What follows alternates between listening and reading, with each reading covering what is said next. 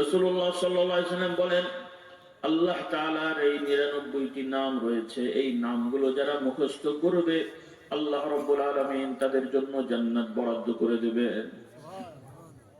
বিশ্বাস হলো? তবে এর ব্যাখ্যাটা হলো, এই 99টার নাম যারা মুখস্থ করবে, ইয়াকিন করবে, বিশ্বাস করবে, কারণ এই নামগুলো যাদের ইয়াকিন হয়ে যাবে সেই ব্যক্তি কখনো আল্লাহর সাথে কাউকে শরীক বানাতে পারে না। সুবহানাল্লাহ। আসসালামু আলাইকুম ওয়া রাহমাতুল্লাহি ওয়া বারাকাতুহু।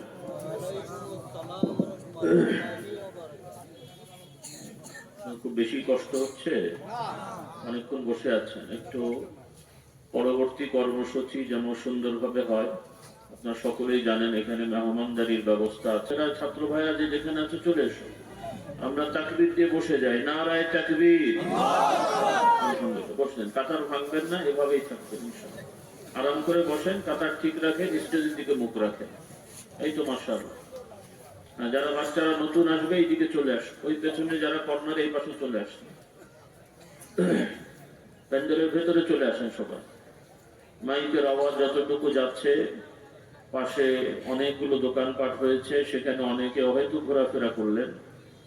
সন্ধ্যে থেকে ওয়াজ নসিহত হচ্ছে।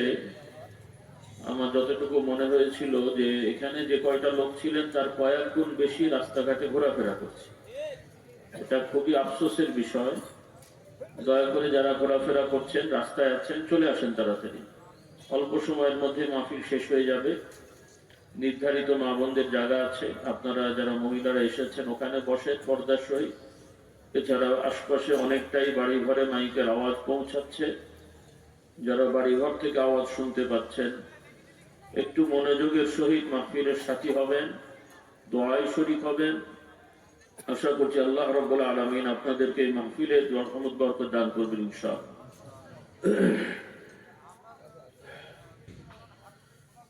ইন্নাল হামদুলিল্লাহ الحمد لله نحمده ونستعينه ونستغفره ونؤمن به ونتوكل عليه ونعوذ بالله من شرور أنفسنا ومن سيئات أعمالنا من يهده الله فلا مضل له ومن يضلله فلا هادي له وأشهد أن لا إله إلا الله وحده لا شريك له وأشهد أن محمدا عبده ورسوله صلى الله عليه وعلى آله وأصحابه وبارك وسلم. أما بعد فأعوذ بالله من الشيطان الرجيم. بسم الله الرحمن الرحيم. ما كان محمد أبا أحد من رجالكم ولكن رسول الله وخاتم النبيين وكان الله بكل شيء عليما. يا أيها الذين آمنوا اذكروا الله ذكرا كثيرا وسبحوه بكرة وأصيلا. আল্লাহ রাব্বুল আলামিনের শানে আমরা শুকরিয়া আদায় করছি। সকলে একটু মহব্বতে পড়ি আলহামদুলিল্লাহ। সকলে আমার সাথে পড়ুন সুবহানাল্লাহ, আলহামদুলিল্লাহ, ওয়া লা ইলাহা ইল্লাল্লাহ, আল্লাহু আকবার, ওয়া লা হাওলা ওয়া লা কুওয়াতা ইল্লা বিল্লাহিল আলিয়্যিল আযীম। সুবহানাল্লাহি ওয়া বিহামদিহি عدد خلقي ورضا نفسي وزنة عرشي ومداد كلماتي. سبحان الله وبحمده عدد خلقي ورضا نفسي وزنة عرشي ومداد كلماتي. سبحان الله وبحمده عدد خلقه ورضا نفسه وزنة عرشه ومداد كلماته لا إله إلا الله وحده لا شريك له له الملك وله الحمد وهو على كل شيء قدير اللهم صل على سيدنا ومولانا محمد النبي الأمي وآله وسلم اللهم صل على محمد وعلى آل محمد كما صليت على إبراهيم وعلى آل إبراهيم إنك حميد مجيد اللهم بارك على محمد وعلى آل محمد كما باركت على إبراهيم وعلى آل إبراهيم إنك حميد مجيد شكلت محبة شمسر بري اللهم صل على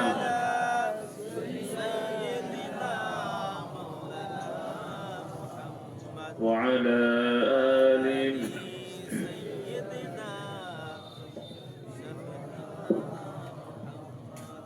صلى الله عليه وعلى آله وأصحابه وبارك وسلم الحمد لله আল্লাহ তাআলা নিয়ে এসেছেন আপনাদের এখানে বহু বছর ধরে আশা হচ্ছে ছাত্র জীবন থেকে আমি আসা শুরু হয়েছে মাঝে 1-2 বছর একটু আশা হয়নি আমার ভাই এসেছেন আবার হয়তো আগামীতে হবে না তারপরে আল্লাহ তাআলা নিয়ে আসলে হবে তো যাই হোক এখানে অনেকে আছেন আগে কথা শুনেছেন নতুন হয়তো 2-4 জন এসেছেন আগে আসেননি তো সর্বোপরি এই মজলিসের উদ্দেশ্য হলো দিন শেখা দিন জানা যাতে করে আমরা দিন মেনে ইসলাম মেনে জাহান্নাম থেকে মুক্তি পেয়ে জান্নাতি হয়ে আল্লাহ তাআলার দিদার পেতে পারি বলি আলহামদুলিল্লাহ এই উদ্দেশ্যেই ওয়াজ মাহফিল জাগতিক কোনো সাংগঠনিক সভা সমাবেশ এটা নয় সেমিনার নয় বা গতানুগতিক কোনো সেমিনার এটি নয় এটি জিকিরের মজলিস ওয়াজের মাহফিল বলি আলহামদুলিল্লাহ যদিও এটা একটা সাধারণ মাঠে আয়োজন হচ্ছে রাসূলুল্লাহ সাল্লাল্লাহু আলাইহি সাল্লাম জানিয়েছেন যে জায়গায় আল্লাহর জিকির হয় যখন একদল ঈমানদার আল্লাহর জিকিরে বসেন ওই জিকিরের সময় ওই জায়গাটা জান্নাতের একটা অংশ হয়ে যায় সকলের বিশ্বাস হলো তো আলহামদুলিল্লাহ আলহামদুলিল্লাহ পড়ে যদিও দুনিয়ায় আমরা এসেছি সাময়িক সময়ের জন্য আমরা সবাই জানি যে সকল মানুষই হলো আদম সন্তান আমরা কার সন্তান আদম আলাইহিস সালামের বংশধর নাকি এখানে অন্য কোনো গোষ্ঠী আপনাদের দেশে আছে আছে প্রচলিত ধারায় বিভিন্ন ভাবে অনেকে অনেক রকমের কথা বলেছে এখানে অনেক কলেজ ইউনিভার্সিটির ছাত্ররা আছো ছাত্রীরাও শুনছো বিভিন্ন পেশাজীবী ভাইরা আছেন বিভিন্ন ভাবে আপনারা শুনেছেন পড়েছেন মানুষের ইতিহাস সম্পর্কে আমরা মুমিন মুসলমান আমরা বলছি কোরআনের আলোকে যে মানুষ আদম সন্তান আবার পৃথিবীর কিছু গবেষক নামধারীরা তারা বিভিন্ন ভাবে মানুষের পরিচয় দিয়েছে কেউ বলছে পরিবর্তন বিবর্তন হয়ে বাঁদর থেকে হয়েছে আবার কেউ বলছে মানুষ 4 হাত পাওয়ালা ছিল সেটাকে আবার 2 হাত পাওয়ালা করা হয়েছে নানান ধরনের মতামত রয়েছে তো মুমিন মুসলিম হিসেবে আমাদের দৃঢ়তার সহিত বিশ্বাস করতে হবে একটাই মত সেটা হলো সকল মানুষ আদম সন্তান বলি আলহামদুলিল্লাহ এটা ঈমানের সাথে সম্পৃক্ত মতামত না দুনিয়ার কিছু কিছু বিষয় আছে গবেষণায় মতবিরোধ আছে এক এক গবেষক এক একটা মত দিয়েছে সেখানে কোনটা নিশ্চিত অনেক সময় বোঝা যায় না তবে যেখানে কোরআন থেকে নবীর হাদিস থেকে স্পষ্টভাবে কোনো বিষয় প্রমাণিত হয় সেখানে কোনো মুমিন মুসলিম কোরআন এবং নবীর মতের বাইরে কোনো মতকে কখনোই গ্রহণ করতে পারবে না। যদি করা হয় বা দ্বিধা হয়, আল্লাহ মাফ করুন, এই অবস্থায় মারা গেলে কুফুরি হবে, নাউযুবিল্লাহ। কারণ মুসলিম শুধু বংশগতভাবে হলেই হয় না। বংশগত মুসলিম সত্যিকার মুসলমান হওয়া যায় না, এটা একটা ধারা, বলে তো আলহামদুলিল্লাহ। কিন্তু মুসলমানের ঘরেও জন্মে যদি ঈমান আকীদা ঠিক না থাকে, তাহলে কিন্তু কাফেরদের দলভুক্ত হতে হয়। আবার কাফের মুশরিকের ঘরে জন্মেও যদি ঈমান আকীদা ঠিক করে তওবা করে আল্লাহর বিধান মেনে নিয়ে মুসলিম পরিচয় দিয়ে নিজেকে অবলম্বন করে এবং দেয়, আল্লাহ তাআলার বিধানে তাকেও মুসলমান হিসেবে গণ্য করা হবে এবং জান্নাত দান করা হবে। বলুন সুবহানাল্লাহ। এজন্য আমার ভাই বোনেরা, এই বিষয়গুলো দৃঢ়তার সহিত আমাদের খেয়াল রাখতে হবে। কারণ বর্তমানে নানান ধরনের আক্রমণে আমাদের সন্তানেরা এখন ধ্বংসের মুখে চলে যাচ্ছে। আল্লাহ তাআলা আমাদের ছেলে মেয়েদেরকে হেফাজত করুন। কারণ এই দেশটা বিভিন্নভাবে পরিবর্তন হয়েছে। একটা সময় ছিল ভারত, এরপরে সেখান থেকে ভাগ হয়ে হলো পাকিস্তান, সেখান থেকে ভাগ হয়ে হলো বাংলাদেশ। আরো কি ভাগ লাগবে নাকি আপনাদের? কি মনে হচ্ছে আরো ভাগ করবেন? আল্লাহ আমাদেরকে দায়িত্ব দান করুন। তো যেই যেই কারণে এই ভাগগুলো হয়েছিল, কোনোটাই ঠিক মতো কিন্তু হয়নি। একটু ইতিহাস আপনাদের মনে করিয়ে দিই। এখনো তো ভারত বলে একটা রাষ্ট্র আছে না নাই? ওই দেশের মুসলমান আছে না নাই? ওই দেশের মুসলমান নামাজ রোজা করে না করে না? ওখানকার মুসলমানদের পুরুষদের দাড়ি টুপি আছে না নাই? এরপরে মহিলারা বোরখা টোরখা পরে কিনা জানেন? পরে। অর্থাৎ এই বাংলাদেশেও আপনারা সামাজিক ভাবে যেভাবে মসজিদে যান, মহিলারা বোরখা পরে, কেউ বাধা দেয় না, স্বাভাবিক ভাবে। দু চারটা ব্যতিক্রম ঘটনা, সেগুলো অন্য জিনিস। তো সেগুলো তার এমনি হয় না, ওগুলো পরিকল্পিত ভাবে শয়তানি করা হয় দেশকে অশান্ত বানানোর জন্য। তো এই ধরনের ইসলাম পালন করা সামাজিক ভাবে এটা নতুন নয়, ভারতে বহু আগে থেকেই আছে। কারণ এই ভারতীয় বেল্ট, এখানে ইসলামের আগমন সাহাবাদের সময় মোটামুটি হয়ে গেছে, বলি আলহামদুলিল্লাহ। আল্লাহ রাসূল সাল্লাল্লাহু আলাইহি সাল্লামের সাহাবীরা বিদায় হজের পরে আল্লাহর নবীর আদেশ পেয়ে বিভিন্ন জায়গায় ছড়িয়ে ছিটিয়ে দ্বীনের দাওয়াতে চলে গেছেন, বলি আলহামদুলিল্লাহ। একদিকে সমুদ্র পথে এই চট্টগ্রাম হয়ে বা এই আরাকান বার্মা টার্মা এই যে দেশগুলো, এখন তো বিভিন্ন আলাদা দেশ হয়েছে, আগে তো একটাই অঞ্চল ছিল। বিভিন্ন রাজা, বিভিন্ন কি বলে জমিদার, ছোট রাজা, বড় রাজা, বিভিন্ন রকমের আঞ্চলিক ভাবে এরা এগুলো দখল করে শোষণ করে খেত আর কি। তো যাই হোক, একটু আপনাদের স্মরণ করে দিচ্ছি, এভাবে ইসলামের সূচনা দাওয়াত এই ভারতীয় উপমহাদেশে শুরু হয়েছিল, বলি আলহামদুলিল্লাহ। সেই থেকে বংশীয় ভাবে দাওয়াত পেয়ে আস্তে আস্তে বাড়তে বাড়তে আমরা এই পর্যায়ে এসেছি, বলি আলহামদুলিল্লাহ। তো যেটা বলছিলাম ভাইয়েরা, কিছু ব্যক্তি পর্যায়ে দ্বীন ইসলাম পালন করা, এটা পৃথিবীর সব জায়গায় আছে, সম্ভব, আলহামদুলিল্লাহ। যেখানে সম্ভব না সেটার বিধান আছে, আজকে আর অল্প সময় এত বলছি না। শুধু একটু আমি মনে করিয়ে দিতে চাই এবং আপনাদের একটু আহ্বান করতে চাই যে আমাদের যে বিষয়গুলো করণীয় আমরা একটু করার চেষ্টা করি। আল্লাহ তাআলা আমাদের তৌফিক দান করুন। তো আমার ভাই বোনেরা, এই ভারতীয় উপমহাদেশে মুসলমানগণ ছিলেন, এক পর্যায়ে কিছু কিছু এলাকায় মুসলমানদের প্রতি আঞ্চলিক যারা শাসক ছিল অন্য ধর্মের, তারা নির্যাতন জুলুম করেছিল, করা শুরু করলো। এই প্রেক্ষাপটে ইসলামী খেলাফতের যারা দায়িত্বশীল ছিলেন ইরাক, ইরানে, বিভিন্ন এলাকায়, তখন ওখান থেকে কিছু কিছু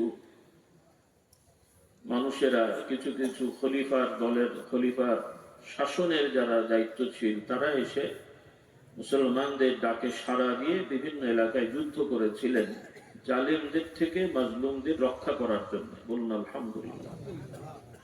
তো এই মাজলুম শুধু মুসলমান না, এই ভারতীয় উপমহাদেশে যারা অন্য ধর্মের ছিল তারাও কিন্তু তাদের ধর্মের শাসকদের দ্বারাও নির্যাতিত ছিল। যেমন আজকে আমরা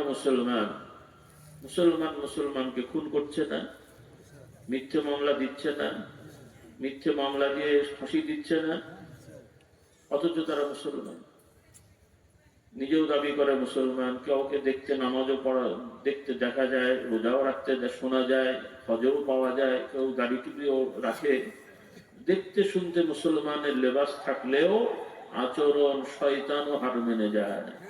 বলেন না? তো এইরকম যেমন মুসলমানের মধ্যে আছে, অন্য ধর্মে একই অবস্থা। বিভিন্ন শাসকেরা, তারা নামে শাসক, বাস্তবে ছিল শোষক। বাস্তবে কি ছিল? শোষক ছিল। সাধারণ মানুষকে শোষণ করে তারা খেত। এই শোষণ মুক্ত সমাজ গড়ার জন্য মুসলমানরা বিভিন্ন এলাকা দখল করেছিলেন। ওই জালিম শাসকদেরকে সরিয়ে সাধারণ মানুষের প্রতি জুলুম তারা করেননি। বলি আলহামদুলিল্লাহ। এটাই হলো সত্য ইতিহাস। দু চারজন ব্যতিক্রম ছিল। তো এইভাবে পর্যায়ক্রমে ভারতীয় উপমহাদেশের একটা বড় অঞ্চল দীর্ঘ প্রায় 700 বছরের কাছাকাছি মুসলমানরা শাসন করেছিল। বলুন সুবহানাল্লাহ।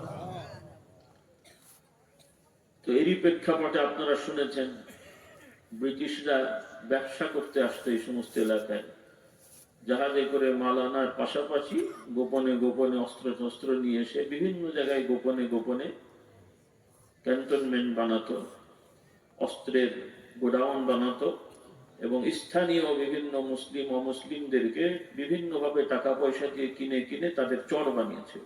নাউজুবিল্লাহ। এরপরে এক পর্যায়ে মোটামুটি তারা যখন দেখলো যে একটা শক্তি হয়ে গেছে, বহু মুসলিম এবং অমুসলিম এই আঞ্চলিক সাধারণ মানুষের মধ্যে তাদের চর হয়ে গেল, এরপরে তারা দখল করলো।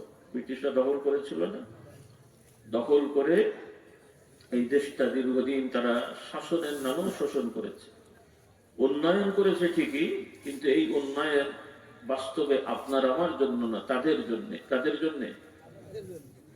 আমরা অনেকেই, আপনারা তো গ্রামের মানুষ, গরু ছাগল পালেন, বিভিন্ন রকমের গৃহস্থী আপনাদের আছে। তো আমরা গরুকে খাওয়াই, মোটা তাজা করি, মাঝে মাঝে আবার গরুকে গাহার টিপেও দিতে হয়, হয় না অনেক সময়? তো গরু তো খুব খুশি যে আমার অনেক সেবা করে নাকি। তো গরুর গাহার টেপা হয়, বেশি বেশি খাইয়ে মোটা করা হয়, গরুর স্বার্থে না আমাদের স্বার্থে? তাদের স্বার্থে। কিন্তু গরু কিন্তু মনে করে যে আমাকে অনেক সেবা করছে। হ্যাঁ, কিন্তু যখন জবাই করে খাওয়া হবে তখন বুঝবে কেমন সেবা হয়।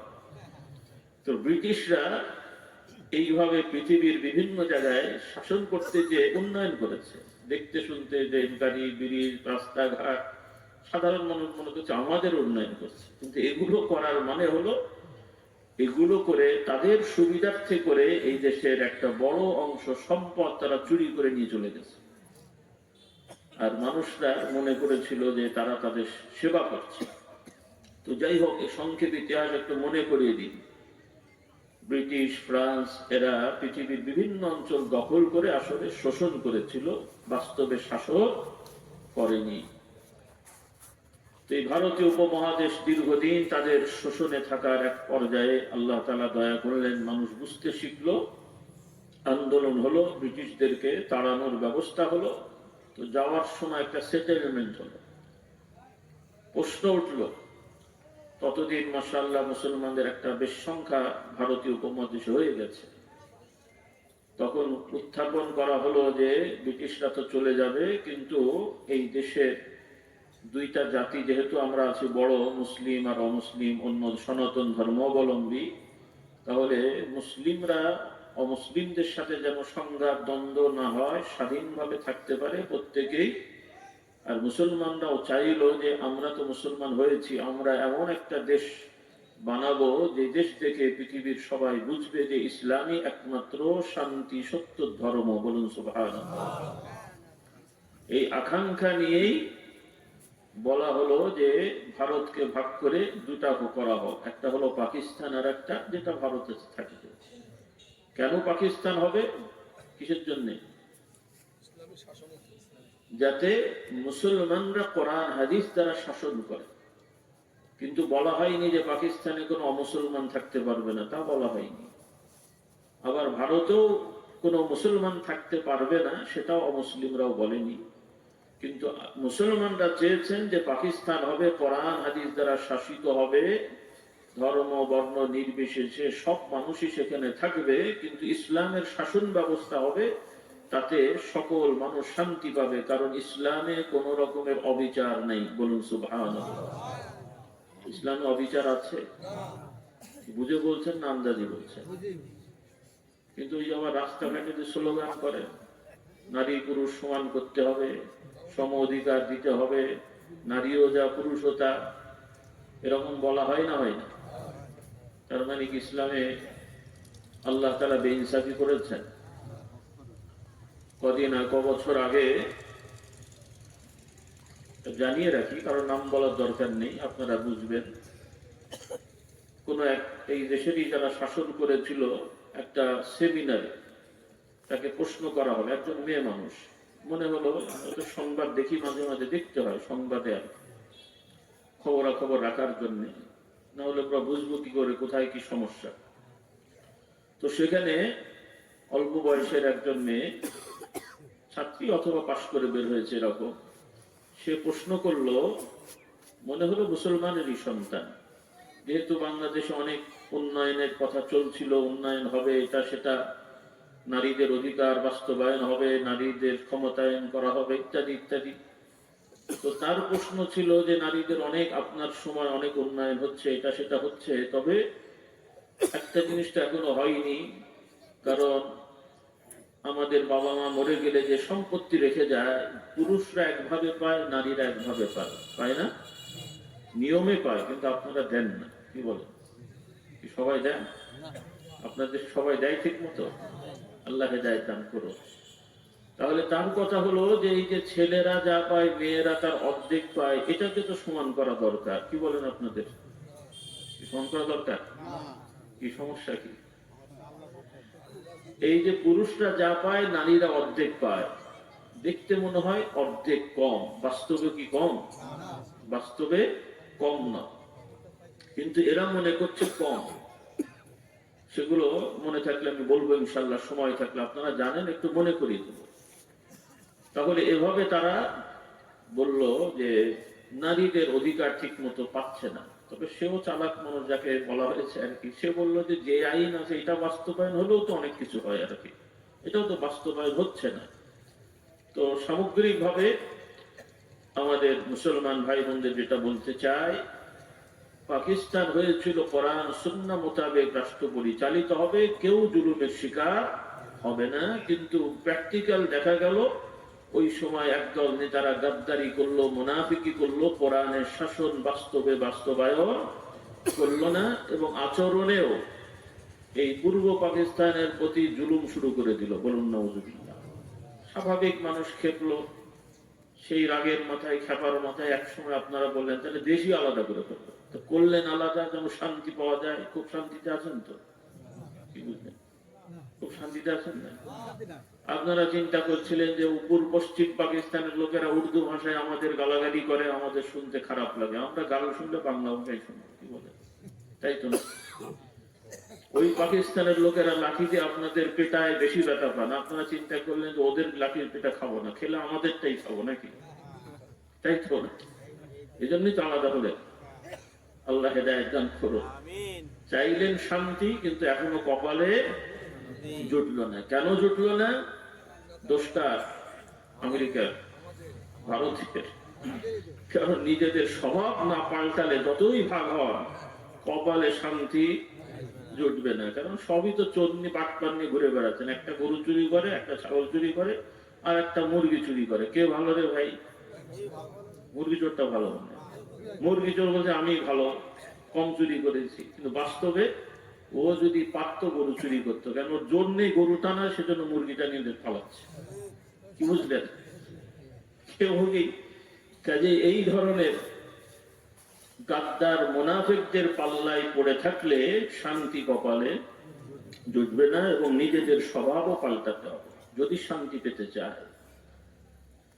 আল্লাহ তাআলা কোরআন পাকে ইরশাদ করেন, من عمل صالحا من ذكر أو أنثى وهو مؤمن فلنحيينه حياة طيبة ولنجزينهم أجرهم بأحسن ما كانوا يعملون। আল্লাহ তাআলা বলছেন, পুরুষ হোক আর নারী হোক, যারা ঈমানের সহিত সৎকর্ম করবে, ভালো কাজ করবে, নিজের বিশ্বাস দৃঢ় করবে, নিজের স্বীকারোক্তিটা দৃঢ় রাখবে এবং সৎ কর্মশীল ভালো ভালো কর্ম যাদের মধ্যে থাকবে, সে পুরুষ হোক আর নারী হোক, তাদের দুনিয়ার হায়াত জীবনটা হবে শান্তিময়, আনন্দমুখর, এবং আখিরাত পরকালে আল্লাহ তাআলা বলছেন, আমি তাদেরকে প্রতিদান দেওয়ার সময় তাদের কর্মের তুলনায় উত্তম প্রতিদান আমি তাদেরকে দান করব। সুবহানাল্লাহ। আমাদের ঈমান সঠিকভাবে ঠিক রাখতে হবে। যদিও আমরা বলছি আমরা আল্লাহকে মানি, নবী মানি, কিন্তু মানাগুলো অনেকের ঠিক হয়। অনেকে আল্লাহকে মানেন আবার দোষারোপ করেন, নাউযুবিল্লাহ। আমাদের অনেক কথা আছে, বিপদ আপদে পড়লে বলে ফেলে, আল্লাহ কাউকে চোখে দেখলো না, আমাকেই দিল, বলে এরকম কথা। অনেক মহিলারাও বেশি বেশি বলে, ছেলে মেয়ে নিয়ে অনেক রকম অভিশাপ দেয়। হয়তো তার অন্তর ভালো, কিন্তু এই কথাগুলো অন্তর দিয়ে বললে তো একদম বড় কুফরি, আর মুখে বলাটাও এক ধরনের কুফরি। তওবা করা উচিত, না হলে ঈমান নষ্ট হয়ে যাবে, নাউযুবিল্লাহ।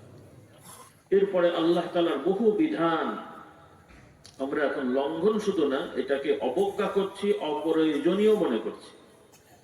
তাহলে আল্লাহর বিধান যদি কোনো মুমিন মুসলিম দাবিদার বিধান আল্লাহ, সে যদি বিশ্বাস করে যে এটা দরকার নেই, ঈমান থাকে? আল্লাহ যেভাবে যে বিধান দিয়েছেন তার ব্যতিক্রম বাস্তবায়ন করলে বা আইন করলে ঈমান থাকে? তাহলে বাংলাদেশ এখন বর্তমান জরিপের কথায় বলা হয়, মোটামুটি ভাবে 90% মানুষ মুসলমানের সন্তান। শতকরা কত? 90, মানে 100 জনের মধ্যে 90 জন মুসলমানের সন্তান।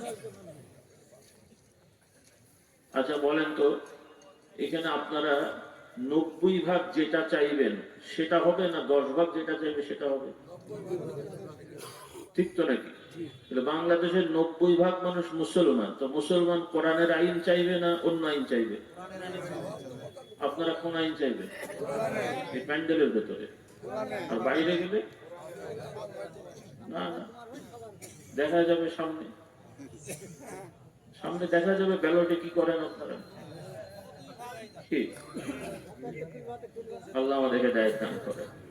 শুধু বাইরের লোক না তো, এই এখানেও যারা কোরআনের আলো ঘরে ঘরে যারা স্লোগান দেবে, সেও আবার ভোট দেবে আরেক জায়গায়। এবার বোঝেন, আপনি জানছেন যে এই লোকটা কোরআনের আইন চায় না, তো তাকে আপনি ভোট দেন কি করে? বুঝলাম আপনি পারলেন না, এটা ঈমানের সাথে সম্পর্ক নাই কি আছে না নাই? আচ্ছা, আপনাদের দেশে কোনো বিড়ি করে ইমাম রাখবেন? কি অসুবিধা কি? ও বিড়ি খায়, ওর গোনা হবে, আপনি আপনার মতো নামাজ পড়বেন। ইমাম তার মেহরাবে বসে তার বিড়ি খায়, ছেলে বাইরে খায়, নামাজ পড়তে পড়তে খায় কেউ? ইমাম কেন, কোনো মুসল্লিও কি খায়? ইমাম যদি বাড়িতে বা অন্য জায়গায় বিড়ি খায়, মসজিদে মেসওয়াক করে নামাজ পড়ে, তো আপনার সমস্যাটা কোথায়? মানবেন কেউ? বিড়িখোর ইমাম মানতে চান না, আর গাঁজাখোর, মদখোর, খুনি, ধর্ষক সমাজের নেতা মেনে নিচ্ছেন, কি মানছেন না? কি হলো ইমানের অবস্থা? নিজের বিবেককে প্রশ্ন করেন। আল্লাহ তাআলা আমাদের হেদায়েত দান করুন। একটু পরিবর্তন হতে হবে। আমি কোনো দলের কথা বলছি না, আমারও তো কোনো দল নেই, ভয় নেই, আমি আবার আপনার এলাকা ইলেকশনে দাঁড়াচ্ছি না, ভয় নেই আপনাদের। আমার কোনো ক্যান্ডিডেটও নেই, আর থাকলেই বা সেই তো আপনাদের লোককে ক্যান্ডিডেট বানাতে হবে, তো সেটা আগে থেকে আপনারা ঠিক করলে দরকার কোথায়? আপনারা প্রত্যেক এলাকার মুমিন মুসলমানরা মিলেমিশে যদি একটা ভালো লোক, দুটো ভালো লোক ঠিক করে যে এই ভালো লোকগুলো বসাবো, কারো কিছু করার আছে? কিন্তু আপনারা তো তা করবেন না। ওপর থেকে নেতা একটা শয়তান বসিয়ে দেবে, আপনি বোঝেন না বোঝেন পেছনে দৌড়াবেন। এই নীতি পাল্টাতে হবে। রাজি ইনশাআল্লাহ? দল করছেন করেন, বলে দেবেন নেতাদেরকে, ভালো লোক না দিলে তার পেছনে আমরা নেই।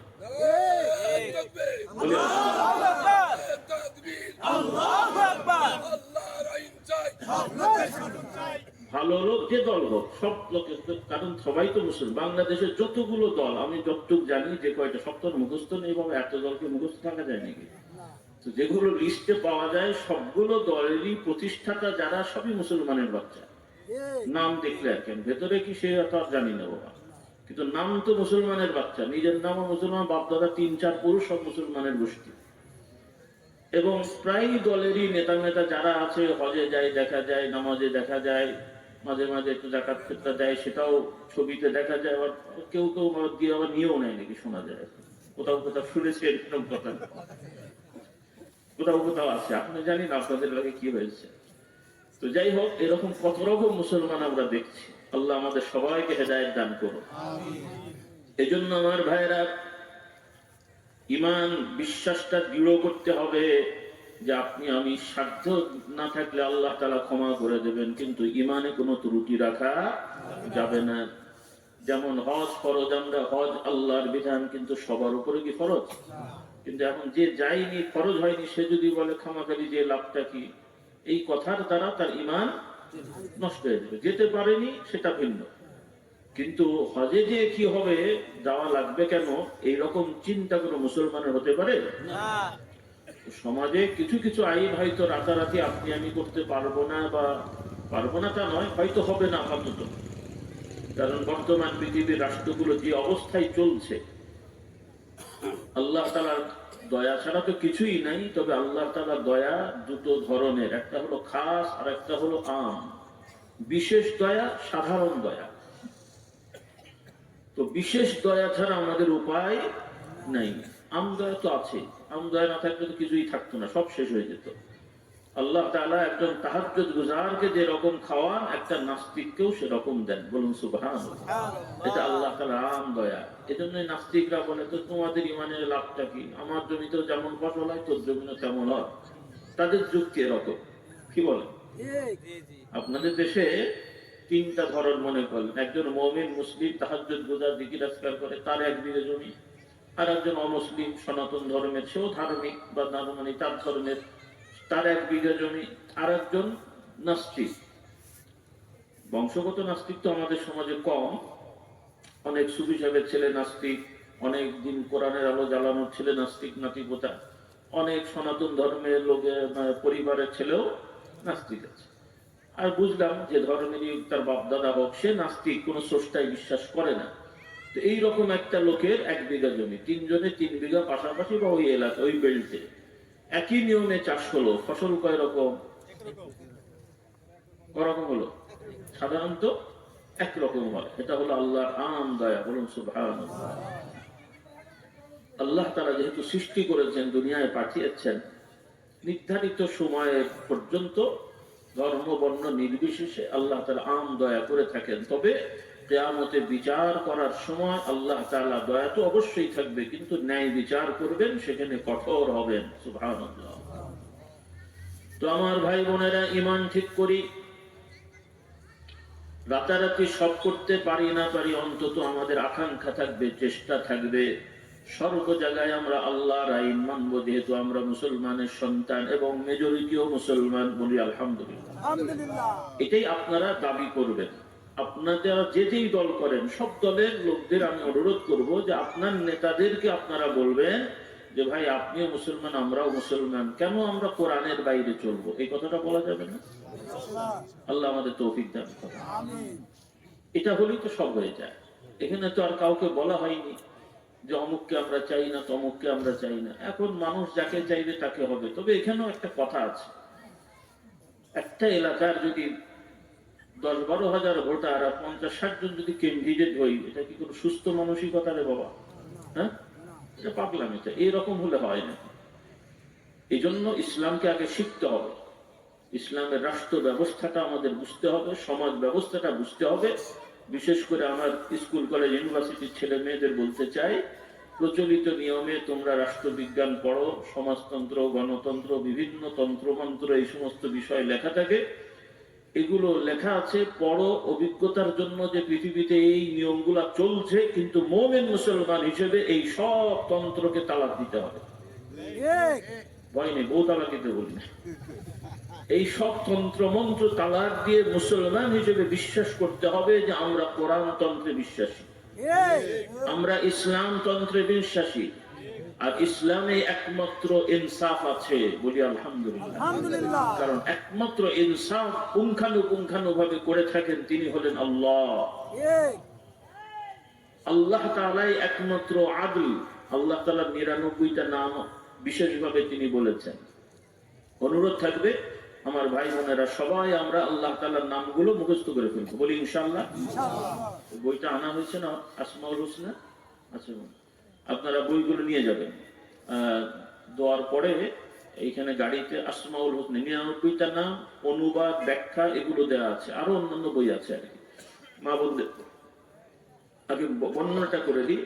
রাসূলুল্লাহ সাল্লাল্লাহু আলাইহি ওয়াসাল্লাম বলেন, আল্লাহ তাআলার এই ৯৯টি নাম রয়েছে, এই নামগুলো যারা মুখস্থ করবে আল্লাহ রাব্বুল আলামিন তাদের জন্য জান্নাত বরাদ্দ করে দেবেন। বিশ্বাস হলো?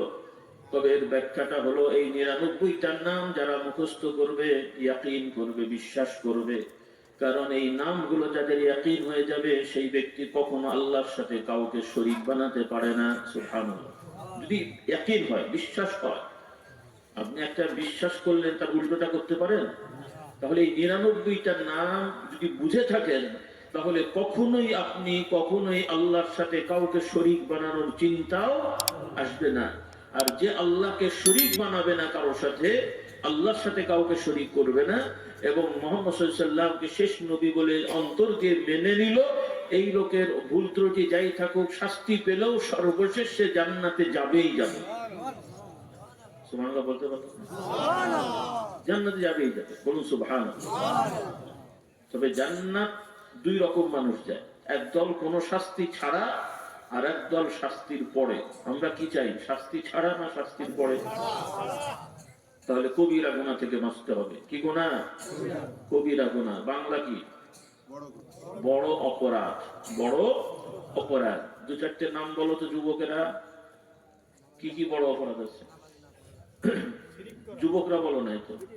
হ্যাঁ, যুবক কে বলো বাবা। অনেক তো আছে, আমি সংক্ষেপে কয়েকটা বলি। বড় বড় অপরাধ হচ্ছে ইচ্ছা করে নামাজ কাজা করা, বেপর্দা হয়ে নারী পুরুষ চলা। পুরুষও যদি বেপর্দা হয়, পুরুষের পর্দা আছে না নাই? বোরখা ছাড়া চলো নাকি? পর্দা মানে শুধু বোরখা না, পুরুষ নারী সবাইকেই দৃষ্টি সংযত রাখা এবং পরিবেশ ঠিক রাখা। পরিবেশের একটা পর্দা আছে। কিসের পর্দা আছে? পরিবেশে। আমাদের সমাজে অনেক পুরুষরা আত্মীয়র বাড়িতে যে মানে যারা দূরের, যাদের সাথে পর্দা করা ফরজ, এই ধরনের আত্মীয়দের ঘরে যে গল্প করে, কাছাকাছি বসে, সোফায় বসে আড্ডা দেয়, নাস্তা নিয়ে এসে খায়, মানে ঘরোয়া পোশাকে মহিলারা থাকে, আমরা তাদের বাড়িতে যাই। তারা ঘরোয়া পোশাকে আছে, আমরা তাদের বাড়িতে যে কথাবার্তা বলছি, এটা পুরুষের জন্য বড় অন্যায়, মহিলার জন্য বড় অন্যায়। আপনি আমি কখনোই এই ধরনের কারো বাড়িতে গেলে যারা আমার জন্য হারাম, দেখা সাক্ষাৎ করা, তাদের সামনে বসে গল্প আড্ডা আমরা দিতে পারি না। এটা পুরুষকেও বেঁচে চলতে হবে, নারীকেও বেঁচে চলতে হবে। পর্দা বিষয়ক বই আছে, আপনারা নিয়ে যাবেন ইনশাআল্লাহ। তাহলে পর্দার তরক করা কবিরা গুনাহ। মিথ্যা বলা, এটাও কি? মিথ্যা বলা কবিরা গুনাহ, সবাই জানি, এই জানলেই হলো, আর বললে কোনো সমস্যা নেই। কি বলেন?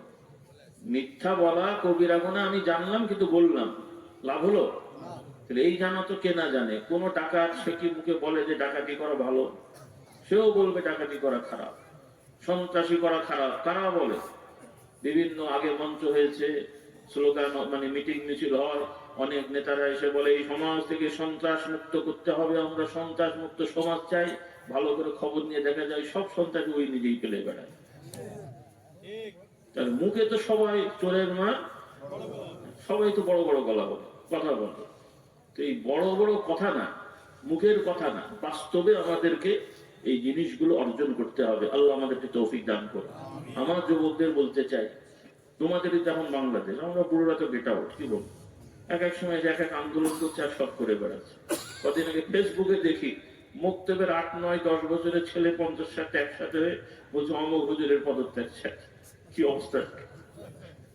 ওই এলাকার কিছু বদমাইশ নিয়ে গেছে আর কি বলে, এই হয়েছে এদের অবস্থা। তো আমার ভাইদের সাবধান করি, অভিভাবক আপনাদের সন্তানদেরকে সামল দেবেন, এদেরকে নিয়ে কেউ যেন অপব্যবহার করতে না পারে। এখন এই ছাত্রদের নিয়ে অপব্যবহার করা শুরু হয়েছে, একজন লোক এগুলো করে বেড়াচ্ছে। আর ছাত্র ভাই যারা আছো মাশাআল্লাহ 14, 16, 18, 20, একটু বুঝতো তোমাদের আছে, কেউ নাচালেই নাচতে যাবে না। তোমরা একটু সচেতন হও যেন তোমাদেরকে অপব্যবহার করে তোমাদের মাথায় কাঁঠাল ভেঙে যেন কেউ খেতে না পারে। তো খেলেও আবার খাক, কিন্তু আঠা যেন না লাগায় অন্তত, কি বল, আঠা লাগানো বুঝো এদেশে বলে নাকি? তো কাঁঠাল মাথায় খাওয়া এটা একটা মানে কথা আছে আর কি। তো যাই হোক, এই জন্য তোমাদের উপরে ভর করে যেন কেউ নিজেদের স্বার্থ হাসিল করার ধান্দাবাজি করার সুযোগ না পায়। আমার যুবকদের বলতে চাই, তোমরা কবিরা গুনাহ থেকে বাঁচো, মিথ্যাচার থেকে বাঁচো, পড়াশোনা যারা করছো নকল থেকে বাঁচার চেষ্টা করো। নকল ছাড়া পাশ করব, নকল ছাড়া পরীক্ষা দেব, এই টেন্ডেন্সি বানাতে হবে। কারণ নকল করাও একটা কবিরা গুনাহ। কি গুনাহ? আমার অভিভাবকদের বলে রাখি, আপনারা অনেক সময় বুঝতে পারেন না। অনেক অভিভাবক স্কুল কলেজে যে আমার ওস্তাদ ছিলেন, শিক্ষকদের কাছে কি বলে আপনার সুপারিশ করে যে আমার ছেলেদের একটু সুযোগ সুবিধা দিয়েন। কি বলে আপনাদের দেশে? কি অবস্থা দেখেন। তো অভিভাবকের যদি এই মানসিকতা থাকে তো ছেলে মেয়ের কি হবে? বরং আপনারা ছেলে মেয়েকে বোঝাবেন যে বাবা ভালো করে পড়াশোনা কর, কখনোই নকল করবি না, যোগ্যতা নিয়ে পাশ করার চেষ্টা কর। আপনাদের এই শিক্ষা থাকবে নাকি এটা অসম্ভব? আলহামদুলিল্লাহ আমরাও তো এই দেশে পড়েছি রে ভাই, আলহামদুলিল্লাহ আমরাও তো ছোট ভাব থেকে একটা পর্যায় পর্যন্ত নকল ছাড়াই পাশ করে এসেছি, বলি আলহামদুলিল্লাহ।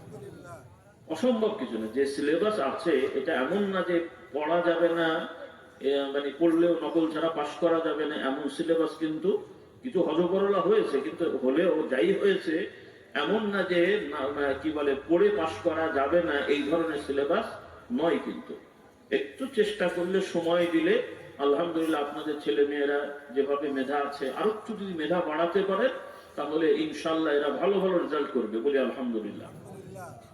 তবে একটু আপনাদের সুযোগ ব্যবস্থাপনা করতে হবে, ছেলে মেয়েদের ভালো ভালো খাবার খাওয়াতে হবে, ভালো খাওয়াতে হবে, যত্ন নিতে হবে। কারণ আপনারা ছেলে মেয়েদের সেভাবে যত্ন নেন না যেভাবে নেওয়া উচিত। এমনি চলে যাচ্ছে, বেঁচে আছে আর কি, আল্লাহর দয়া, বলি আলহামদুলিল্লাহ। কিন্তু ছেলে মেয়েকে যেভাবে যত্ন নেওয়া দরকার, বিশেষ করে বর্তমানে, কারণ যাদের 60-70 বছর বয়স, আপনাদের সময় পড়াশোনার যে অবস্থা ছিল এখন কিন্তু সেটা নাই। এখন আমাদের ছেলে মেয়েদের ব্রেনের উপরে অনেক প্রেসার পড়ে, সেই প্রেসার নেওয়ার মতন ক্ষমতা এদের নেই। কারণ অধিকাংশ খাবারই ভেজাল খাবার। কি খাবার? এই ভেজাল খেয়ে শক্তি হওয়ার তুলনায় আবার উল্টো আরো ডিজিজ বেশি হয়। এই জন্যে ভালো ভালো খাবার খাওয়াবেন। আল্লাহ তাআলা আমাদের ভালো খাবার খেতে বলেছেন, বলি আলহামদুলিল্লাহ। কোরআনের হুকুমও ভালো খাবার খাওয়া। কি খাওয়া? এই খাবারের মধ্যে জালিয়াতি করা এটাও কিন্তু বড় অন্যায়, কবিরা গুনাহ। অনেকে খাবারে জালিয়াতি করে, অর্থাৎ বিভিন্ন মেডিসিন দিয়ে এটাকে বেশি লাভ করার ধান্দা করে।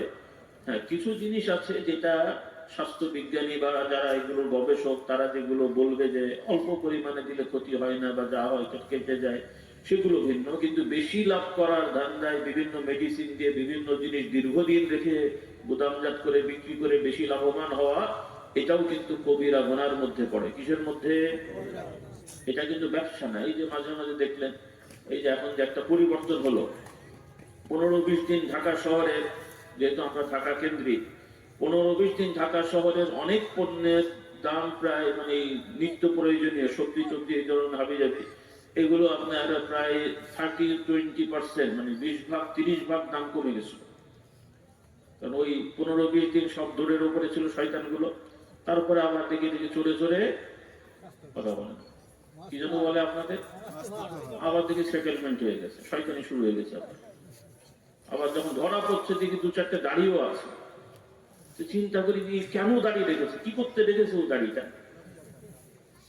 যদি আল্লাহর ভয় রেখে থাকো তাহলে তোমার দাঁড়িয়ে রাখা যতটুকু গুরুত্বপূর্ণ, অবশ্যই এটা ফরজ, তার থেকেও বড় ফরজ তোমার হালাল রুজি করা। আর এইভাবে সিন্ডিকেট করে দাম বাড়িয়ে বেশি মুনাফা লাভের নামে যা করা হয়, এটা মুনাফা লাভ নয়, এটা নিছক ডাকাতি, রাহাজানি, হারাম, কবিরা গুনাহ। কথা বিশ্বাস হয় না মনে হচ্ছে? মনে করছেন এই কথা মানলে তো আর আমাদের চলা যায় না, তাই তো? আপনার তাই বলবেন, এই যাওয়ার সময় বলে হুজুরা কত কথা বলে, অত কি মানা যায়? তাই বলতেন। আচ্ছা বলেন, কিয়ামতে বুঝবেন কবরে গেলে কি খেলাটা হয়। আমাদের দায়িত্ব ঠিক, শুধু আমাদেরই তো দোষ। পীর সাহেবরা এসে মুরগি খেয়ে পালান, শুধু আমাদের দোষ নাকি? পীর সাহেবরা শুধু মুরগি খায়, আর তোমরা জালিয়াতি করো না। স্কুলের শিক্ষক ক্লাস করবে না, বেতন নেবে, মাদ্রাসার হুজুর নকল সাপ্লাই দিয়ে টাকা আত্মসাৎ করবে, আবার রাস্তায় যে স্লোগান দেবে কোরআনের আলো ঘরে ঘরে যাবে। আমি বলছি টাকাগুলো কোথায় গেল? রিপোর্ট আছে আমার কাছে, এমনি বলিনি। মাদ্রাসার প্রিন্সিপাল ছাত্রদের বেতনের টাকা আত্মসাৎ করেছে, মাদ্রাসার প্রিন্সিপাল। আর উনি আবার কোরআনের আলো জ্বালান। জ্বলবে তো কেরোসিন দিয়ে? কোরআনের আলোটা কি বলেন? আপনার আমার নিজের মধ্যে যদি সততা না থাকে, সত্যবাদিতা না থাকে, ইনসাফ না থাকে, তো খাতা কলমে কোরআন জ্বলে? কোরআনের আলো জ্বলবে আপনার আমার আদর্শ দিয়ে। কি দিয়ে? আদর্শ দিয়ে। যখন এই সমাজের মানুষগুলোর একটা বড় অংশ কোরআনের আইন মানবে, অটোমেটিক কোরআনের আলো জ্বলবে। বলুন সুবহানাল্লাহ। কোরআনের আলো শুধুমাত্র খাতা কলমে, সংবিধান একটা কাগজ রে ভাই, বই। ও তো পার্লামেন্টে পড়ে থাকবে, ওটা দিয়ে কি হবে আপনার? এগুলো তো পরে হয়েছে লিখিত টিখিত। কারণ পৃথিবীর সর্বপ্রথম যত সংবিধান আছে সবই হচ্ছে অলিখিত, মানে সবাই জানে এগুলো মানতে হয়, লেখালেখি দরকার হয়নি। কোরআনও একটা সময় সবার কাছে আলাদা আলাদা লেখা ছিল না। কোরআন লেখা হয়েছে, হাদিস লেখা হয়েছে, কিন্তু সবার কাছে এখন যেভাবে আমরা হাদিস কোরআন সুন্দর ভলিউম পাই, একসময় এটা ছিল না। আল্লাহর নবী সাহাবারা এক একজন জ্বলন্ত কোরআন, জ্বলন্ত হাদিস ছিলেন। বলুন সুবহানাল্লাহ। আর আমাদের সব কোরআন হাদিস ওই ভলিউমের মধ্যে আর কি, নীতিবাক্য, সব নীতিবাক্য ভলিউমের মধ্যে আছে, বাস্তবে নেই। আল্লাহ আমাদের সবাইকে হেদায়েত দান করুন। এজন্য আমার ভাই বোনেরা, সততার সহিত চলতে হবে, হারাম থেকে বাঁচতে হবে। কবিরা গুনাহ হলো বাবা মার অবাধ্য হওয়া, বাবা মার সাথে বেয়াদবি করা, যেটা আজকাল যুবক যুবতীর মধ্যে সয়লাভ হয়ে গেছে। অধিকাংশ যুবকের এখন বাবা মার সাথে বেয়াদবি করে। আপনার দেশে নেই মনে হয়? বাবা মারও ফেরেশতা তা না, ওরও এক হাতে তালি, তাদেরও দোষ আছে। কারণ এই সন্তানদেরকে তারা তো আগে থেকে কোরআন দিন শেখায়নি, বাবা মার সাথে বেয়াদবি করে। বলেন তো, মাদ্রাসায় পড়লে সব ফেরেশতা হয় আমি তা বলছি না, কিন্তু আপনাদের সমাজের যে সকল যুবকেরা S9, 10, 11, 12 অর্থাৎ SSC, HSC মান সমমানের এই পর্যায়ের যে সকল ছেলে মেয়েরা বাবা মাদের সাথে অন্যায় করে, মাদ্রাসা সিস্টেমে দাখিল আলেম, কওমি মাদ্রাসা, নাহমির হেদায়েতের নাহ, এই ধরনের ক্লাসে যারা পড়ে, বলেন তো কত ভাগ মাদ্রাসার ছেলে আর কত ভাগ স্কুল কলেজের ছেলে? কোনটা বেশি? কাদের ছেলে মেয়েরা, মানে কোথায় পড়াশোনার ছেলে মেয়েরা বাবা মার সাথে বেয়াদবি বেশি করে? বেশিরভাগ জেনারেল লাইনের। মাদ্রাসা দু চারটা করে না তা না, আমি গণহারে বললে বেইনসাফি হবে, কারণ ওখানেও শয়তান থাকে। ওখানে মনে করেন না যে ওই মাদ্রাসা আরবি সাইনবোর্ড থাকা মানে তাবিজের কাজ করবে, শয়তান ঢুকবে না, তা মনে করার কিছু নেই, শয়তান যায়। তো সেখানেও হয়, কিন্তু স্বাভাবিকভাবে। কেন? কারণ মাদ্রাসা ছোটবেলা থেকেই তাদেরকে মৌলিক এই শিক্ষাগুলো দেয়া হয়, কিন্তু এই গতানুগতিক স্কুলের যে নৈতিক শিক্ষা যতটুকু আছে, এতে কি পর্যাপ্ত এই বিষয়গুলো বলা আছে? বলা আছে? নাই। সে তো শিখেই না, তা কি করবে সে? বরং ইউরোপ আমেরিকায় শেখানো হয়, বাপ মাও এক ধরনের, মানে তাদের ধারণায় মেশিনের মতন আর কি, যেমন মুরগি ডিম পাড়ে, আপনি ওরকম ওদের পেড়েছেন আর কি। এই হলো তাদের তফাৎ, নাউযুবিল্লাহ পড়ে, ওদের বুঝ এরকম। তো আপনাদের ছেলে মেয়েদের মাথার মধ্যে ওই বুঝ চলে আসছে, কারণ ওরা তো প্রথমত এই মানুষত্বই তো হারিয়ে ফেলেছে। তারা মনে করে গরু ছাগল যেমন এক ধরনের পশু, মানুষও আর এক ধরনের পশু। বলেন নাউযুবিল্লাহ। মানুষ পশু? বলেন নাউযুবিল্লাহ। মানুষ পশু হতে যাবে কেন? মানুষ মানুষ, পশু পশু, ইনসান ইনসান, হাইওয়ান হাইওয়ান। আল্লাহ তাআলা মানুষের ব্যাপারে বলেছেন, লাকাদ খালাকনাল ইনসানা ফি আহসানি তাকওয়িম, নিশ্চয়ই অবশ্যই মানুষকে আমি সবথেকে সুন্দর, সবথেকে উত্তম ধাঁচে আকৃতিতে আমি সৃষ্টি করেছি। সুবহানাল্লাহ। আল্লাহ তাআলা বলেন, ওয়াল্লাযী সাখখারা লাকুম মা ফিল আরদি জামিআ, এই জমিনে যা কিছু আছে সব কিছু তোমাদের কল্যাণে, তোমাদের প্রয়োজনে, তোমাদের অধীনস্থ তিনি করে দিয়েছেন। সুবহানাল্লাহ। এই যা আছে আল্লাহ তাআলা এগুলো আমাদের অধীনস্থ করে দিয়েছেন। না হলে এই 7-8-10 বছরের ছেলে এত বিশাল একটা গরু টেনে নিয়ে যায়, ওর যদি আমাদের মতো বুঝ থাকতো, টানতে পেত না কোথাও পেত? হ্যাঁ, তাহলে এই গরুটা সে অনুগত হয়ে গেছে। 2-4টে পাগলামি করে সেটা ভিন্ন, কিন্তু স্বাভাবিকভাবে এই পশু পাখি আমাদের অনুগত হয়ে যায়। কেন? আল্লাহ তাআলা ওদেরকে অনুগত রেখেছেন, না হলে হতো আমরা থাকতেই পারতাম না। এই বন জঙ্গলের বাঘ ভাল্লুক যদি আপনারা যেভাবে বিদ্রোহ করেন, ওভাবে বিদ্রোহ করলে একটা মানুষও বাঁচার। এই আমাদের আশপাশে বন জঙ্গলে সব বিছে আছে না নাই? সাপ বিছে পোকা মাকড় আছে না নাই? এরা যদি ওদের সীমা লঙ্ঘন করে স্বাধীনভাবে চলাফেরা শুরু করত, কোনো মানুষ বেঁচে থাকার ক্ষমতা, ঘুমাতেন কানের মধ্যে ঢুকে কামড়ে দিত, রাস্তা দিয়ে হাঁটছেন সব কামড়ে দিত।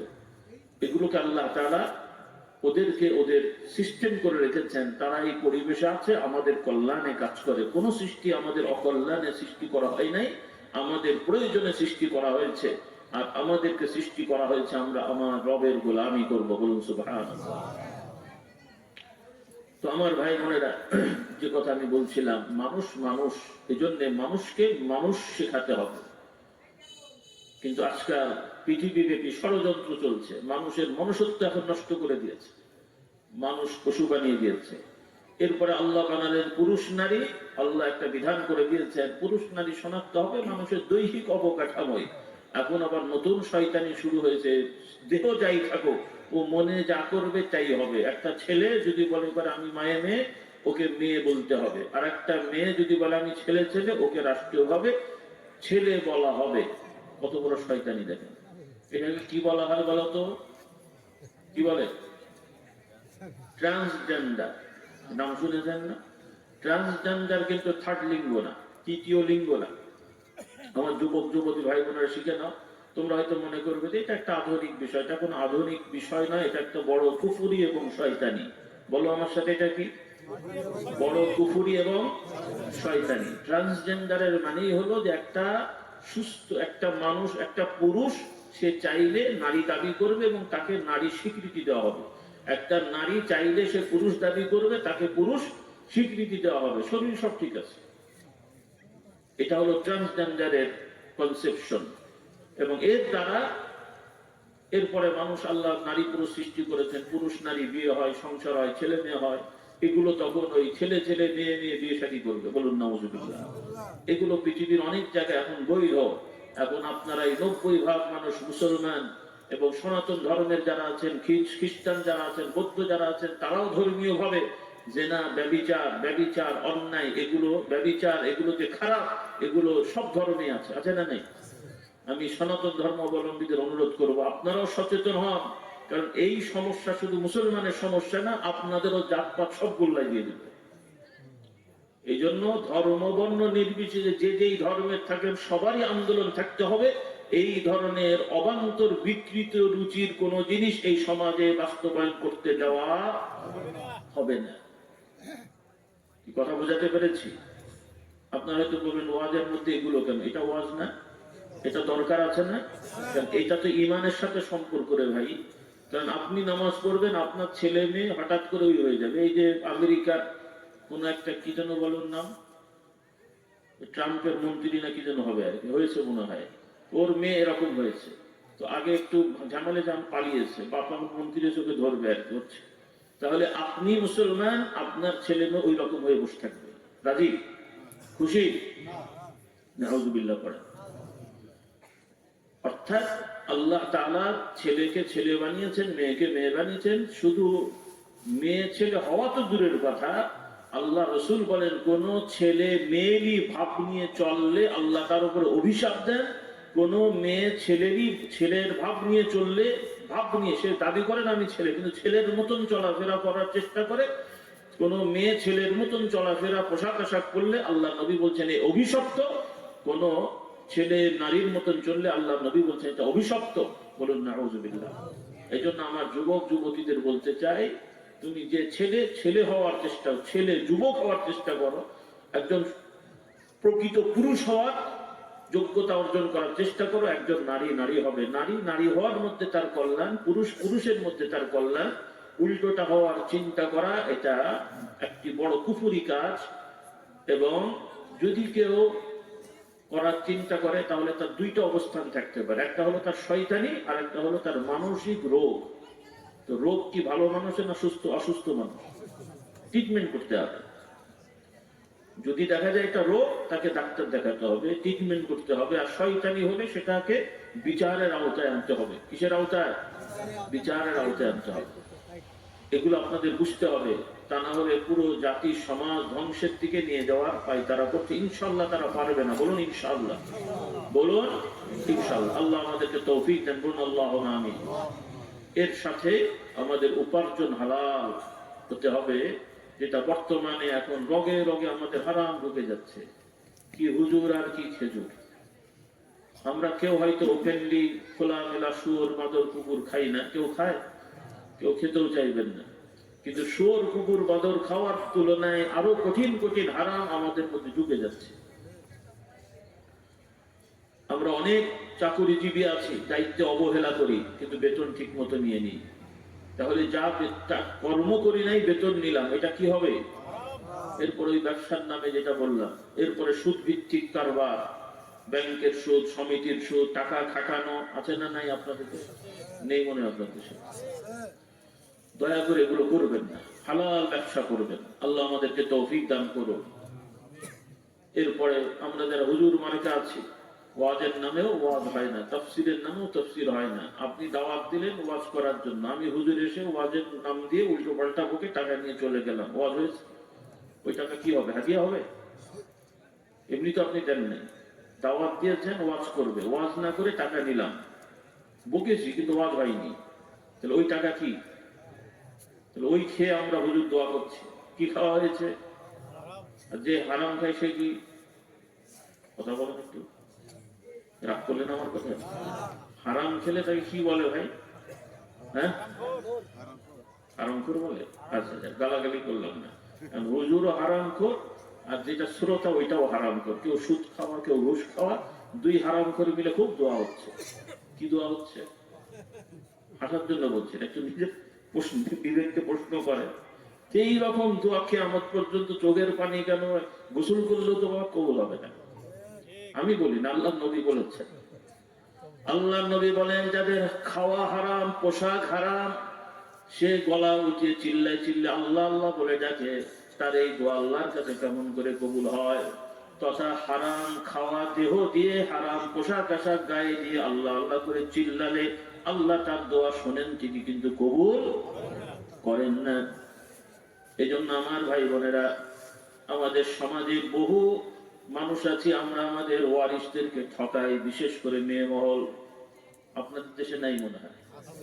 অনেক ভাইয়েরা আছি, মেয়ে বোনদের হক দিই না, নিজেরা জালিয়াতি করে দখল করে রাখি, বিক্রি করে দিই। এই দেশে নাই মনে হয় এগুলো? খুব সমস্যা।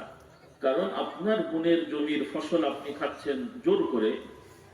অনেক সময় দেখা যায় বোনরা দিয়ে চলে যায়, সেটা ভিন্ন। যদি স্বইচ্ছায় দিয়ে যায় অথবা কিনে নিয়েছেন, সেটা তো হয়েই গেল। কিন্তু তারা চাচ্ছে আমি দিলাম না, আমি ভাই দিলাম না, দখল করে রাখলাম, সেখানে চাষ করলাম, ঘর করলাম, ওখানে থাকলাম, আমার সবটাই হারামের উপরে চলছে। বলুন নাউযুবিল্লাহ। একটু বাস্তবতা বোঝার চেষ্টা করি। আল্লাহ আমাদের কবুল করবেন, আল্লাহুম্মা আমিন। এই জন্যে আমরা পুরুষ হোক, নারী হোক, ভাই হোক, বোন হোক, আত্মীয় স্বজন, কোনো ওয়ারিশকে আমরা ঠকাবো না। এবং বাবা যারা আছেন, মা যারা আছেন, কোথাও কোথাও দেখা যায় বাপেরাও মেয়েকে ঠকায়।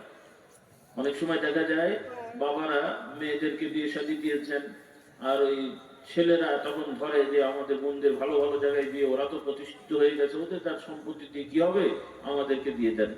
ওই ছেলেদের কথাই বুড়োরা দেখা যায় যে ছেলেদেরকে দিয়ে দেয়, মেয়েদেরকে বঞ্চিত করে। এই চিজ আপনাদের দেশে নাই, অন্য জায়গায় আছে আর কি। আল্লাহ হিদায়াত করুন। এই এই যে কারবার গুলো আমার বুড়ো ভাইয়েরা ঠিক মরার সময় একটা গন্ডগোল পাকে, কেন গেলেন রে ভাই, জমি কি তুমি নিয়ে যাবে কবরে? হয় স্বাভাবিক ভাবে রেখে যান, নিয়ম অনুযায়ী ছেলেও পাবে মেয়েও পাবে, আলহামদুলিল্লাহ। আর যদি দেখেন যে কোথাও কিছু কিছু জায়গা হয় যে অনেক সময় দেখা যায় ভাই বোন ওখানে বন্টন করতে গেলে অসুবিধা হবে, সেক্ষেত্রে বিকল্প আছে, কাউকে না ঠকিয়ে বিকল্প করে দেন, মূল্যায়ন ঠিক থাকুক, বিজেতে এটা পাওনি বাবা ওখানে যাও, কারণ একটা ঘর তো 3 ভাগ করা যায় না, হ্যাঁ, তো সেটা ভিন্ন।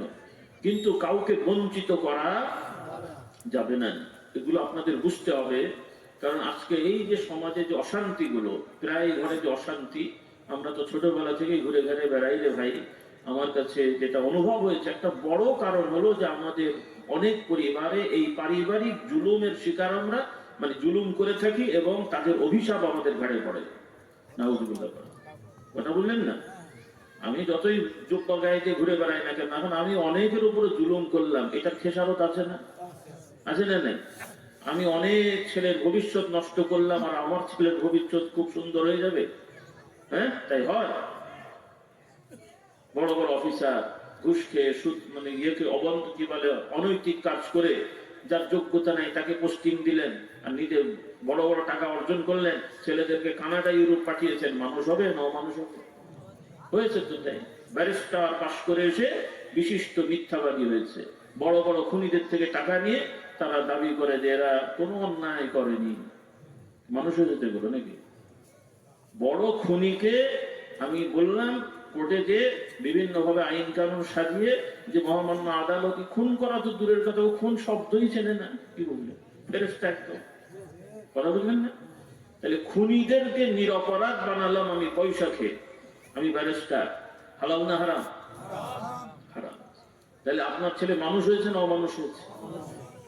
অমানুষ হয়েছে। এই জন্য আমার ভাই বোনেরা এই বিষয়গুলো আমরা খেয়াল করবো। কষ্ট হচ্ছে নাকি ভাই?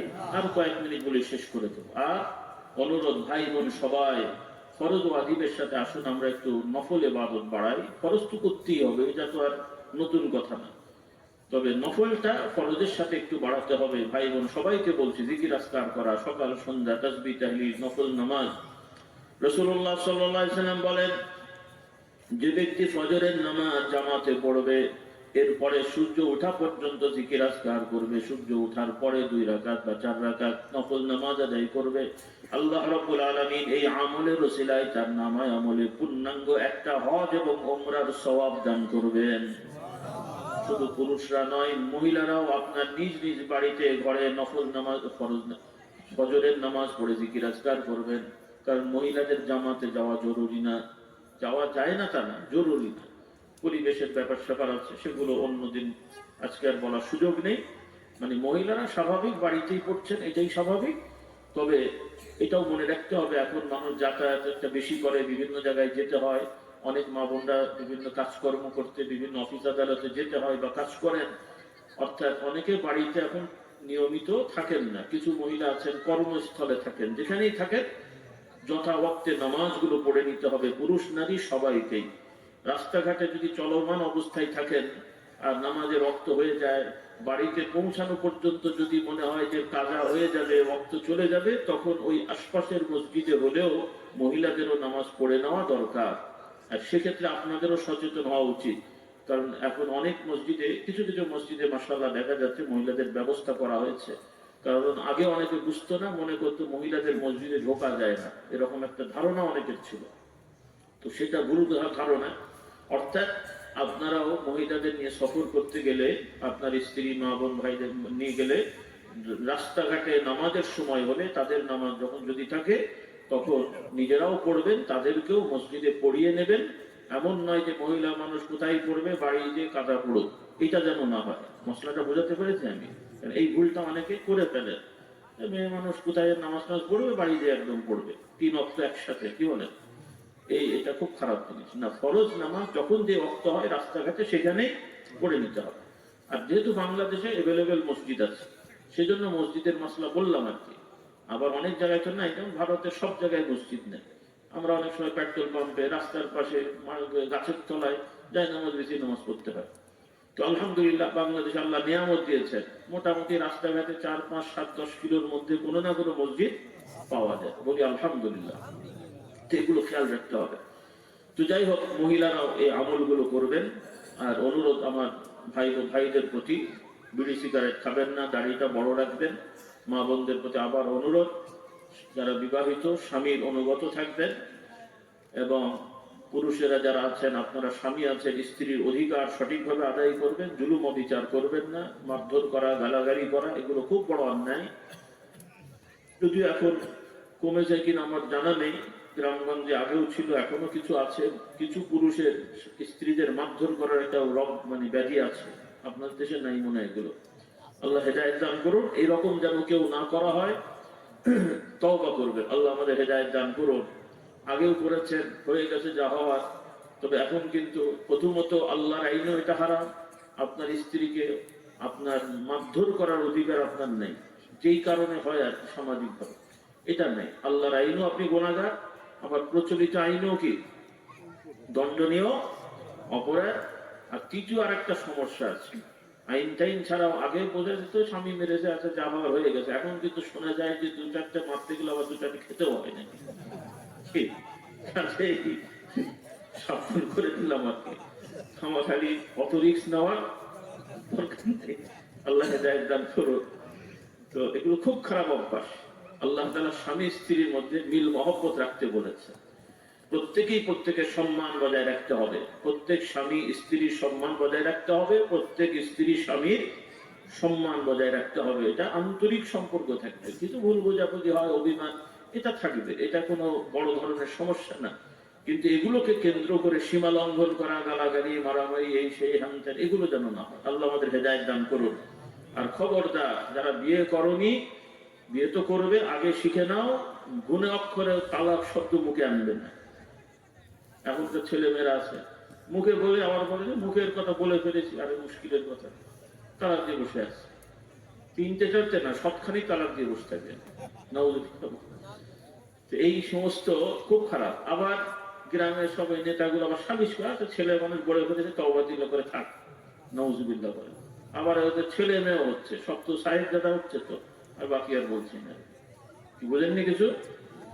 আল্লাহ হেদায়েত দান করুন। খবরদার, সব জায়গায় মাথা মারবেন না। নেতা যারা আছেন, ইসলামের আইন, এখানে নাক গলানোর কোনো অধিকার আপনার নেই। বিয়ে হবে কোরআনের আইনে, তালাক হবে কার আইনে? মুখে বললে বিয়ে হয়, মুখে বললে তালাক হয়। মুখে বললে বিয়ে হয়, মুখে বললে তালাক হয়। কাগজ কলম খারাপ জিনিস না, ওইটা একটা আইনত প্রসেস। প্রসেস ছাড়া হবে না তা নয়। এই জিনিসগুলো আপনাদের বুঝতে হবে। আপনি মুসলমান, আগে আপনার কোরআনের আইন, তার সাথে সমাজের আইন চলবে। কোরআনের আইনের সাথে সাংঘর্ষিক কোন সামাজিক আইন, রাষ্ট্রীয় আইন কোন মুসলমান আমরা মানতে পারি না, মানবো। মনে থাকবে কথাগুলো। আল্লাহ আমাদের হেদায়েত দান করুন। এগুলো ইমানের কথা, এগুলোর উপরে দৃঢ় থাকেন। আপনি কোন দল করবেন সে আপনার, কারণ আমার তো দল নেই, আপনার ভয়ও নেই, আপনার আমি তো আমার দলে যাচ্ছি না। আপনি যে দলই করেন, আমাদের পরামর্শ বা আমাদের নসিহত, মুসলমান থাকবেন। কি থাকবো? দল করতে যে যেন ইমান নষ্ট না হয়, কথা এটা। কি খারাপ বললাম? আর সেটা আপনার ব্যাপার। আল্লাহ আমাদের হেদায়েত দান করুন। তো অনুরোধ থাকবে, কিতাবগুলো নিয়ে যাবেন। আলহামদুলিল্লাহ, হাঁটি হাঁটি পা পা করে আপনাদের পাশেই মাদ্রাসাটা তলা হয়ে গেছে, বলি আলহামদুলিল্লাহ। এখানে বাঁশবাড়ি আর বাঁশের কাঠ দিয়ে, বাঁশ দিয়ে, টিন দিয়ে আগে কি বলে খানকার মাদ্রাসা শুরু হয়েছিল। প্রথমে ছোট্ট, আবার বাড়ানো হলো, এখন মাশাআল্লাহ দুতলা হয়ে গেছে আপনাদেরই সহযোগিতায়। সামনে আপনারা আরো সহযোগিতা করবেন ইনশাআল্লাহ। আর অনুরোধ, মাদ্রাসা একটা গুরুত্বপূর্ণ বিষয়, তবে এটা মুদিখানার দোকান না যে আমার বাড়ির সামনে একটা, আপনার বাড়ির সামনে একটা, ইচ্ছা হয়েছে মুদিখানার দোকান খুললাম, এভাবে মাদ্রাসা করে রাগ করলেন আমার কথায়। এজন্য এলাকাবাসীকে অনুরোধ করব, যেই মাদ্রাসাগুলো আগে থেকে আছে, আশপাশে হুট করে এমন কোনো মাদ্রাসা করেন না যেটা আরেক মাদ্রাসার ক্ষতি হয়। কারণ এখানে তার ফেরেশতারা পড়বেন, আপনাদের ছেলে মেয়েরাই পড়বে। কারণ একটা মাস্টার 3টে ছাত্র নিয়ে বসে থাকবে, এটা কি হয়? এখন আপনারা যদি 1 কিলোর মধ্যে 3-4টে মাদ্রাসা করেন, তত বাচ্চা করতে হবে। আবার বিয়েও তো আপনারা করবেন না ঠিক মতো, ছেলে মেয়েও তো আবার একটা করে নেবেন, 2টো করে নেবেন, তাহলে অত ছেলে পাবো কোথায়? তো আসলে তো মাদ্রাসা হবে সমাজের চাহিদা অনুযায়ী। এজন্য আপনারা যেগুলো আগে থেকে আছে এগুলো নষ্ট হোক, ক্ষতি হোক, এমন কাজটা করা কি আমাদের উচিত হবে? এগুলো আপনারা একটু বুঝবেন। টাকা হলো একটা করে ফেললাম, এগুলো তো নিয়ম হলো না রে ভাই। আল্লাহ আমাদের হেদায়েত দান করুন, এই বিষয়গুলো বাস্তবতাগুলো বুঝবেন। আর আপনারা গরিব অসহায়দের সহযোগিতা করবেন। তো সর্বোপরি আল্লাহ তাআলা নিয়ে এসেছেন, আমরা যা বলেছি বিক্ষিপ্ত আকারে, আল্লাহ আমাদের ভুলগুলো ক্ষমা করে হকগুলো মেনে চলার তৌফিক দেন। আর দোয়ার হয়ে যাচ্ছে ইনশাআল্লাহ, বইগুলো আপনারা নিয়ে যাবেন। আসুন আমি মুসাফির হালতে আছি, সবাই তওবা ইস্তেগফার করি। যারা দায়িত্বশীল আপনারা খাবারগুলো দিয়ে যান আস্তে আস্তে ইনশাআল্লাহ। কাতারে কাতারে নিয়ে যান, স্বেচ্ছাসেবকরা চলে এসো, সবাই চলে আসেন। আপনারা একটু মাশাআল্লাহ বসেছেন, আর একটু সোজা হয়ে যান। যারা বাইরে আছে ছাত্ররা সব কাতারে বসতে হবে, না বসলে কাউকে দেওয়া হবে না, কাতারে বসে লাইন ধরতে হবে। যারা দায়িত্বশীল চলে আসেন, সকলে আমরা মহব্বতে পড়ি আল্লাহুম্মা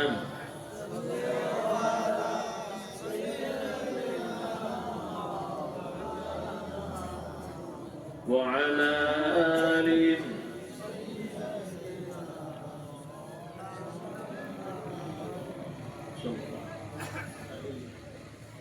মাদ্রাসার কর্তৃপক্ষ আপনারা চলে আসেন, যারা দায়িত্বে আছেন তাড়াতাড়ি চলে আসেন, রাত হয়ে গেছে অনেক।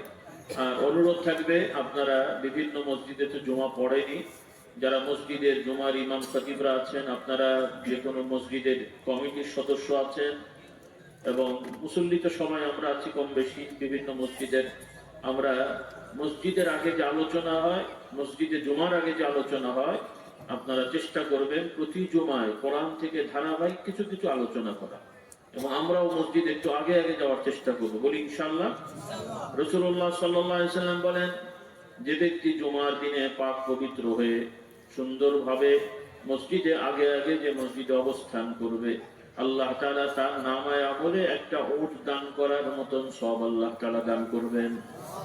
প্রথম সময় গেলে এগুলো আপনাদের জানা কথা। তো আলহামদুলিল্লাহ বাংলাদেশের সুযোগ আছে, সরকারিভাবে ছুটির দিন শুক্রবার, শনিবার, জুমার দিন আমরা দেরি করব না, আগে আগে মসজিদে যাওয়ার অভ্যাস করব এবং উলামা ইকরামের আলোচনা শুনবো। আর খতিব ইমাম সাহেবদের প্রতি অনুরোধ, গঠনমূলক প্রয়োজনীয় কথাগুলো বলবেন, সময় কাটানোর কথা বলবেন না দয়া করে, কারণ এখানে একতরফা হয় না। কারণ অনেক মুসল্লি দেরি করে যান, যখন খতিব সাহেব আলোচনা শুরু করে তখন সেরকম লোক থাকে না, কাজে স্বাভাবিক বেচারার কি বলবে, কিছু উল্টো যাই হোক কিছু একটা বলে সময় কাটানো হয় আর কি। তো এইভাবে সময় নষ্ট করা আমাদের উচিত না। আমরা একটু আগে আগে মসজিদে যাব, বসবো, আলোচনা শুনবো ইনশাআল্লাহ। বলেন আল্লাহ তাআলা আমাদের তৌফিক। এই চলে এসো বাবা, কারা কারা শুরু করে দাও, কাতারে কাতারে চলে যাও। কারা কারা লোক কই, আপনার স্বেচ্ছাসেবক কই, আর কোথায় তাড়াতাড়ি দু চারজন যুবক যদি সহযোগিতা করতে পারো, একটু এনাদের সাথে আসতে পারো, ওনাদের লোক কম মনে হচ্ছে। দু একজন একটু আসেন সহযোগিতার জন্য, সবাই বসে যান কাতার দিয়ে মাশাআল্লাহ। আর যারা আগ্রহ আছে আপনারা কিছু অনুদান দেবেন, আপনারা দিয়ে দেবেন, কথা বলেন না। এই বাচ্চারা বসো, না বসলে কাউকে দেওয়া হবে না, কাতার দিয়ে বসতে হবে, তারপরে প্যাকেট পাওয়া যাবে। এই বাচ্চারা বসো বসো, তোমরা দাঁড়িয়ে কেন বাবারা? দাঁড়িয়ে থাকলে প্যাকেট দেওয়া হবে না, সবাইকে বসতে হবে। এই বাবারা বসো, বসে যাও, বসে যাও, কাতার দিয়ে বসে থাকতে হবে, দাঁড়িয়ে থাকলে কাউকে প্যাকেট দেওয়া হবে না। আসুন সবাই আমার সাথে তওবা করে কথা বলেন, আস্তে আস্তে যান। এই পাশ থেকে যান, আমার সাথে পড়ুন, আউযু বিল্লাহি মিনাশ শাইতানির রাজীম, আউযু বিল্লাহি মিনাশ শাইতানির রাজীম, বিসমিল্লাহির রহমানির রহিম। আল্লাহুম্মা আনতা রাব্বি লা ইলাহা ইল্লা আনতা খালাকতানি ওয়া আনা আবদুকা ওয়া আনা আলা আহদিকা ওয়া ওয়া'দিকা মাস্তাতা'তু আউযু বিকা মিন শাররি মা সানা'তু আবু'ু লাকা বিনি'মাতিকা আলাইয়া ওয়া আবু'ু বিযামবি ফাগফির লি ফাইন্নাহু লা ইয়াগফিরুয যুনুবা ইল্লা আনতা। আয় আল্লাহ তাআলা, আমি সকল গুনাহ হতে, শিরকি বিদআতি, জানা ওয়াজানা, সগীরা কবীরা, ছোট বড়, ইচ্ছাকৃত অনিচ্ছাকৃত সকল গুনাহ হতে তওবা করছি, তওবা করছি, তওবা করছি। আল্লাহ তাআলা আমাদের কবুল করে নেন। যেটা আমরা পড়লাম আরবিতে আমি বললাম, আল্লাহ নবী সাল্লাল্লাহু আলাইহি ওয়াসাল্লাম শিখিয়েছেন, এটা হলো সাইয়্যিদুল ইস্তিগফার।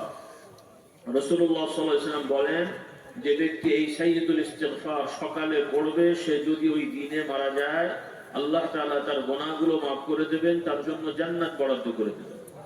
যে ব্যক্তি সন্ধ্যা বা রাতে পড়বে, আর যদি ওই সন্ধ্যা বা রাতে মারা যায়, আল্লাহ তাআলা তার গুনাহগুলো মাফ করে দেবেন, তার জন্য জান্নাত বরাদ্দ করে দেবেন। আমার ভাই বোনেরা সবাই এগুলো পড়বেন ইনশাআল্লাহ। কিতাব নিয়ে যাবেন, কিনবেন। আমার ছাত্র ছাত্রী ভাই বোনেরা একটা হলো কিতাব নিয়ে যাও, কিনে নিয়ে যাও। আর আমার যারা বয়োজ্যেষ্ঠরা আছেন, অভিভাবক, ছেলে মেয়ের বাবা, চাচা যারা আছেন, অনুরোধ থাকবে আপনারা এই কিতাবগুলো নিয়ে ছেলে মেয়েদেরকে দেবেন।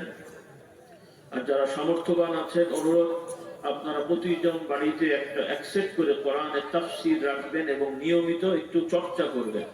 কোরআন শরীফের তাফসীর রাখবেন। বাংলায় অনুবাদ হয়েছে অনেক গুরুত্বপূর্ণ তাফসীর, তার মধ্যে দু চারটা নাম বলি। তাফসীর ইবনে কাসির, তাফসীর ইবনে কাসির, কি বললাম? ইবনে কাসির, এটা সবথেকে ভালো যদি আপনারা পারেন। আর এটা কিনতে সুযোগ না হলে তাহলে আরেকটা আছে, সেটাও সহজ, মাআরিফুল কোরআন। কোরআন তো কোরআন, কিন্তু এই ভাষা বা যারা অনুবাদ করেছেন তাদের কিছু ব্যাপার স্যাপার থাকে। তো আমরা নির্ভরযোগ্য তাফসীর গুলো কিনবো ইনশাআল্লাহ, যেগুলো নিয়ে বিতর্ক নেই। আর হাদিস চর্চা করব। ছাত্র ভাইরা যারা আছো, কলেজ ইউনিভার্সিটির ছাত্র ছাত্রী ভাই বোনেরা, তোমরা কিতাবগুলো, বই কিনবো, ইসলামী বই কিনবে, বাড়িতে রাখবে, নিয়মিত অল্প অল্প চর্চা করো। প্রতিদিন না হোক, সপ্তাহে অন্তত গড়ে 2-3 ঘন্টা করে, প্রতি সপ্তাহে 2-3 ঘন্টা একটু কোরআন হাদিস নিজে নিজে চর্চা করো, একটু ঈমান আকীদা শেখার চেষ্টা করো। আর আমরা সবাই, আমারও অনুরোধ, নফল রোজা, নফল জিকির আজকার, নফল নামাজ, এগুলো আমরা বেশি বেশি আদায় করবো ইনশাআল্লাহ। আল্লাহ তাআলা আমাদের সবাইকে তৌফিক দেন, বলুন আল্লাহুম্মা আমিন। আসলে অনেক ভাই বোনেরা দোয়া চেয়েছেন। এখানে এই মাদ্রাসা, খানকা মাদ্রাসার কমিটির সদস্যদের কয়েকজন ইন্তেকাল করেছেন, মারা গেছেন। আল্লাহ তাআলা তাদের ক্ষমা করে দেন। যারা জমি জায়গা দান করেছেন এবং যাদের সহযোগিতায় জমি জায়গা কেনা হয়েছে বা বিভিন্ন কর্ম হয়েছে, মাদ্রাসার বিল্ডিং করা হয়েছে, ছাত্রদের মানে খাওয়ানোর ব্যবস্থা করা হয়, যে যেভাবে সহযোগিতা করেছেন, আল্লাহ রাব্বুল আলামিন সকলের দান খয়রাতকে কবুল করুন, বলুন আল্লাহুম্মা আমিন, আল্লাহুম্মা আমিন, اللهم آمين. ربنا ظلمنا أنفسنا وإن لم تغفر لنا وترحمنا لنكونن من الخاسرين. ربنا اغفر لنا ولإخواننا الذين سبقونا بالإيمان ولا تجعل في قلوبنا غلا للذين آمنوا ربنا إنك رؤوف رحيم. ربنا اغفر لنا ولآبائنا ولأمهاتنا ولأجدادنا ولجداتنا ولمشايخنا ولأساتذتنا ولمن له حق علينا ولجميع المؤمنين والمؤمنات الأحياء منهم والأموات إنك سميع قريب مجيب الدعوات. حسبنا الله ونعم الوكيل، نعم المولى ونعم النصير. حسبي الله لا إله إلا هو عليه توكلت وهو رب العرش العظيم. আল্লাহ, আমরা গুনাহগার, খাতাকার, বাটকার, মুসাফির হালতে আপনার দরবারে হাত তুলেছি। আল্লাহ, আমাদের সকলের গুনাহ খাতাগুলোকে মাফ করে দেন। আল্লাহ, আজকের এই মজলিসে যত ভাই বোনেরা এসেছেন, প্রত্যেকের বাবার দিক, মায়ের দিক, শ্বশুর শাশুড়ি, আত্মীয় স্বজন যারা কবরবাসী হয়ে গেছে, তাদের সকলের কবরে আযাবকে মাফ করে দেন। আল্লাহ, তাদের সকলের সমস্যাগুলো সমাধান করে দেন। যে যে পেশাজীবী আছে, প্রত্যেকের হালাল রুজিতে বরকত নসিব করেন। যারা চাকরিজীবী আছে, হালাল অভাব অনাটন দূর করে দেন। আমার যুবকদের যারা বেকার আছে, আল্লাহ কর্মসংস্থানের ব্যবস্থা করে দেন। যে সকল পরিবারের মধ্যে অশান্তি আছে, আল্লাহ আপনি অশান্তি দূর করে দেন। খাস করে আল্লাহ প্রত্যেক স্বামীদেরকে তাদের স্ত্রীদের সাথে ভালো আচরণ করার তৌফিক দেন। প্রত্যেক স্ত্রীদের স্বামীর সাথে আল্লাহ আদবদার হওয়ার তৌফিক দান করেন।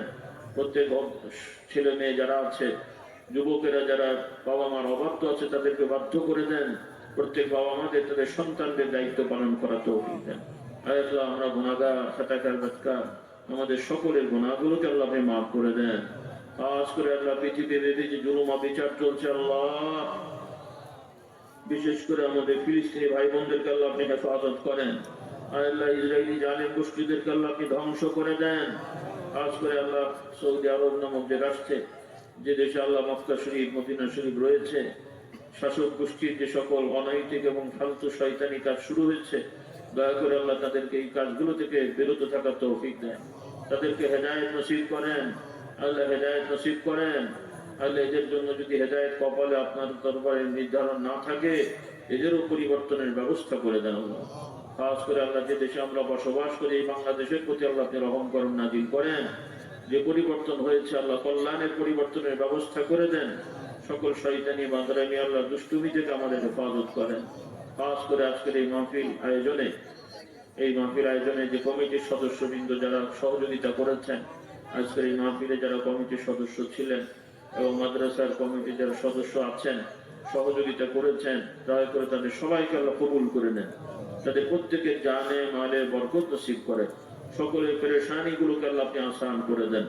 আল্লাহ আজকের এই মাহফিল উপস্থিত আমার যুবক যুবতী ভাই বোনেরা, ছাত্র ছাত্রীরা, সবাইকে আল্লাহ আপনি হেদায়েত দান করেন। এদেরকে আল্লাহ আপনি নামাজি বানিয়ে দেন, সত্যবাদী বানিয়ে দেন, হিংসা মুক্ত অন্তর আমাদের বানিয়ে দেন। আল্লাহ আমাদের সবাইকে হেদায়েত দান করেন। সকল আমার সাথে বলুন না, রব্বানা যালামনা আনফুসানা ওয়া ইন লাম তাগফির লানা ওয়া তারহামনা লানাকুনান্না মিনাল খাসিরিন।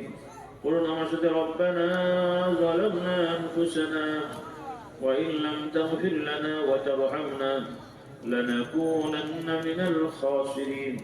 সকল আমার সাথে বলুন, ইয়া আল্লাহ ইয়া রহমান ইয়া রহিম ইয়া হাইয়্যু ইয়া কাইয়্যুম। সকল আমার সাথে বলুন, ইয়া আল্লাহ ইয়া রহমান ইয়া রহিম ইয়া হাইয়্যু ইয়া কাইয়্যুম। ربنا آتنا في الدنيا حسنة وفي الآخرة حسنة وقنا عذاب النار। আল্লাহ খাস করে অনেক ভাই বোনেরা দোয়া চেয়েছেন আমাদের কাছে, রোগাক্রান্ত আছেন, পেরেশানিতে আছেন, তাদের সকলের রোগ ব্যাধি ভালো করে দেন, সমস্যাগুলো আসান করে দেন। اللهم صل على محمد عبدك ورسولك وصل على المؤمنين والمؤمنات والمسلمين والمسلمات الأحياء منهم والأموات إنك سميع قريب مجيب الدعوات. سبحان الله وبحمده عدد خلقه ورضا نفسه وزنة عرشه ومداد كلمته. سبحانك اللهم وبحمدك أشهد أن لا إله إلا أنت أستغفرك وأتوب إليك. سبحان ربك رب العزة عما يصفون وسلام على المرسلين والحمد لله رب العالمين. لا إله إلا الله.